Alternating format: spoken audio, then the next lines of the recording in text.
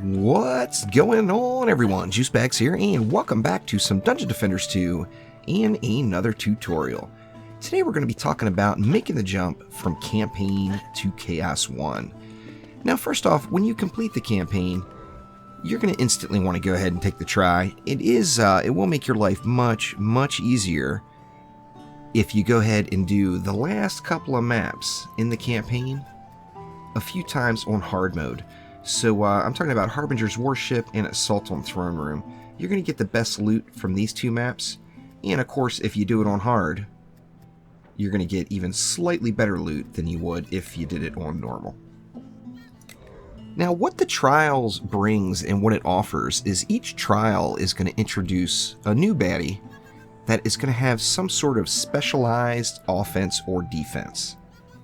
Now, in Chaos 1, the baddie is called the Vanguards. It's these little shieldies, and these guys are going to, well, as you see here, they're highly trained deflection experts and masters of frontal shield defensive tactics. Meaning that any projectile towers that are hitting the Vanguards from the front and in their shield is going to do practically no damage, as the majority of the damage is going to be absorbed by the shields. Now, taking this into consideration, we have to look at how we want to base our build. So this is assuming that you just got out of campaign, you've got 4 level 50s, one of each of the basic 4 heroes. You see this hero here has only got a 5 Ascension level, so I've done a few campaign maps and put in a few different Chaos 1 maps on this guy already. However, I am still all in either campaign or early campaign gear. Like you see my DPS here has got a level 44 piece and a level 40 piece that I just haven't replaced yet.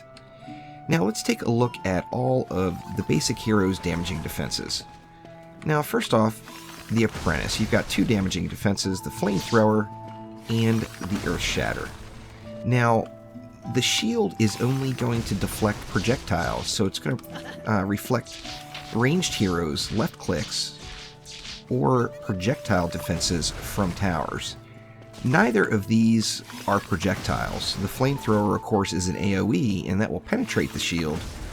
And the Earth Shatter, actually, even though it's single target, it centers on coming up from the ground in the bottom of the mob. So the shields will not have any effect, really, against the Earth Shatter or the Flamethrower, making these 2 viable choices of defenses to use in Chaos 1. Now moving over to the Squire. Everybody loves their Squire, especially if you were a fan of the original game. And the Squire's 2 damaging defenses are the Ballista and the Cannonball Tower. Now, although the Ballista does penetrate, it is still going to take, or the shieldy is still going to take reduced damage from it. Now, when it if and when it penetrates, the mobs behind it will take damage. However, the shieldies at the front are going to take the reduced damage. The Cannonball Tower, that is just a straight up projectile, as you got 1 cannonball flying at the mob, and almost 100% of its damage will be deflected or absorbed by the little shield goblins. Now moving over to the Huntress. The Huntress basically has all ground traps, so we've got a blaze balloon, a geyser trap, and an explosive trap, and then the poison dart tower. Now, the poison dart tower has 2 types of damage on it. It has the regular physical attack damage, which is listed just as attack damage on the tower. It's got crit damage, and then it's got poison damage, as it does poison the mobs after it hits them. Now, the regular attack damage and the poison damage ticks can both be affected by crit damage. So crit is always important to have on your poison dart tower. At this state in the game, our crit chance is actually really low though, so not a huge help. And I prefer to focus on poison damage off the poison dart tower. Now, how this affects you in Chaos 1 is the physical aspect of the poison dart tower is going to be absorbed or deflected by the shieldies.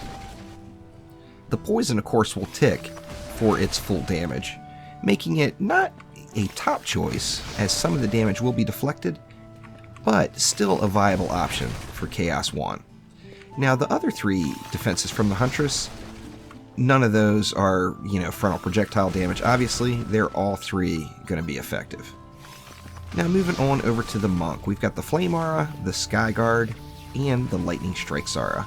Now, the Sky Guard, of course, hits flyers only. We can take that out of the mix. It's viable on any Chaos tier, as flyers are always a problem, and the Sky Guard is a very good defense against those. Now, the Flame Aura and the Lightning Strikes Aura, both, of course, these are area of effect. They are not frontal projectile damage, so the Shieldies are going to take full damage against these, making them a viable sword. So basically, you've got lots of viable options you can use in Chaos 1. Another thing you want to think about is your gear. You're just getting started. Of course, the higher up you get in the game, the better, the more range your defenses have, the faster they attack, and the overall more damage they do. When you're just starting off, you got to take kind of all you can get. A defense like an explosive trap, although it is very viable, it's got a very, very tiny range, and it's not going to get many shots off. So you would need just an absolute ton of those covering the map to get the job done. The Flamethrower is an awesome choice. Actually, it is an awesome choice on almost every Chaos tier until you get to the top. And the reason being is it has no counters. Every defense in the game, no matter what their specialty is on the Chaos levels, is going to take full damage from the Flamethrower, making it a great option in Chaos 1. Earth Shatters are expensive and they're single target, so although they can hit like an absolute truck, they're going to hit one mob at a time, and Chaos 1 has really, really high mob counts, making the Earth Shatter a tough defense to use in Chaos 1. We already talked about the Ballista and the Cannonball. There's going to be massive reflect damage, making them not great options for Chaos 1. Didn't mention the Geyser or the Blaze Balloon. Now, the Blaze Balloon is another one of those defenses which will get good later, but it's not great when you don't have a whole lot of gear. The Geyser Trap, of course, offers crowd control, which is very valuable in making it a great option for Chaos 1. And then you look at the Monk. Now, the Flame Aura and the Lightning Strikes Aura are both great options. The Lightning Strikes Aura, as big as it is and as much ground as it covers, it is actually a single target tower. Once again, it's a slow attacking single target tower, and Chaos 1 is full of mobs, making Lightning Strikes Aura a tough choice. Now, when you look through all of the options available, some of the best combinations you could make are Flame Auras, Poison Dart Towers, Flamethrowers, and then potentially even Geysers or a Ballista in the mix to help ease the tension from some of the flyers as well. Let's go ahead and check out a Chaos 1 map, and I'll give you a couple of build examples that should be effective in the match. Alright, so here we go. We found ourselves in Unholy Catacombs Trials Chaos 1, and let's go ahead and check it out. Basically, we got 2 lanes coming from 3 different sides of us, plus an additional flyer lane with each of those groups of 2. Now, most of you will remember this map from the original game, as it is one of the maps that came back to DD2. And kind of one of the natural choices for this one, since everything does shut down, including the flyers, into 3 straight lanes, is to do kind of a turtle build and protect the core directly back at it. Now, those builds, of course, are always a little risky. However, they're always kind of fun, too. Let's go ahead and start off with some walls. I'm going to kind of go like directly in line with the outside of that wall there. Making everything bottleneck just a little bit into this area, but not completely overtaking it. Now, we know we have flyers, so we're going to need something that is going to hit flyers. Now, the Poison Dart Tower, of course, was listed as one of the solid choices for this map. So let's go ahead and we'll throw a Poison Dart Tower in each way say right up top here, which are going to give us a little flyer protection. I'm going to throw another one in. Can I fit it right there? I can. Right there for a little flyer protection. And then just for a little bit more kind of overkill in the flyer protection area, we're going to go with one right there and one right there. Now, this is going to give us some lane usage plus the flyer protection. However, it is going to make this lane our weakest lane versus the flyers. Now, one easy fix to that is just throw one right in the middle. It's going to put a lot of time into the ground mobs, plus it's going to hit all these flyers above. Now you see we've spent 330 of our 800 available DU, so we still have plenty of things that we can do. Now we know that flame auras and flamethrowers were both really viable options. Let's take a look at some flamethrower replacements to see if we thought those are viable. Now, a flamethrower, say here, and a flamethrower like right here, of course, would be just a natural choice. However, remember there's also going to be ranged mobs. Now, the ranged mobs are not going to directly target your flamethrowers. The flamethrowers are going to have a lower aggro than the wall does. However, they're going to come into range of it right about here and throw at your walls, which are going to leave your flamethrowers a little bit suspect, as they could possibly get hit. Now, something you could do with flamethrowers to still get some good use out of them is put them further outside of the range, or outside of the path of where ranged mobs would be thrown at your core.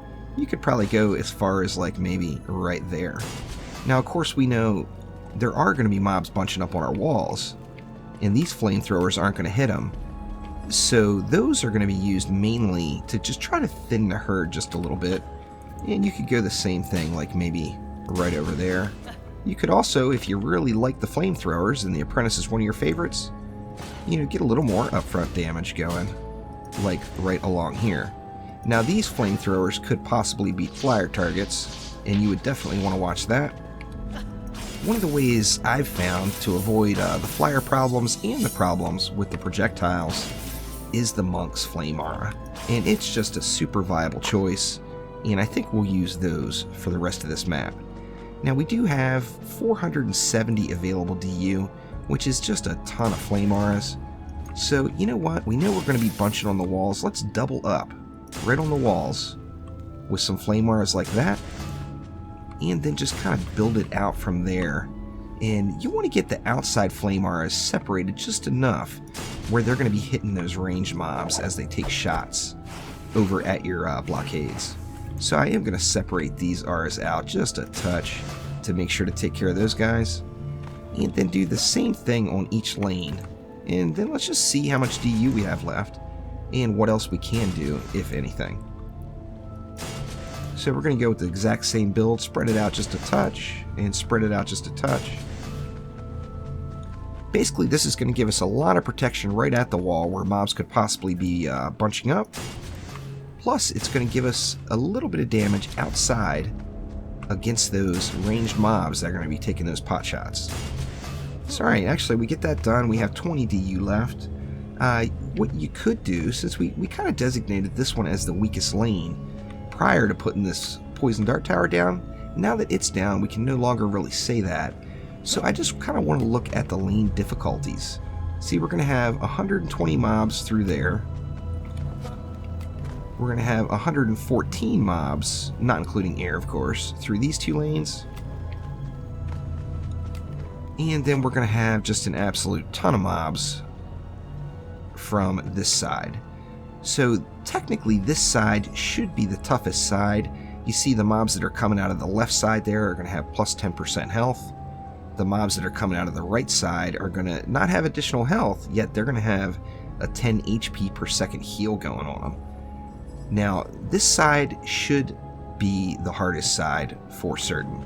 So why not spend that additional 20 DU on, you know, how about a trap? We'll just throw an explosive trap right there. They're nice and cheap.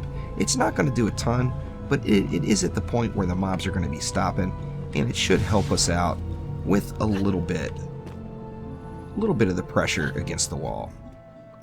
So hopefully this video will help everybody out making the jump into Chaos 1 from the campaign.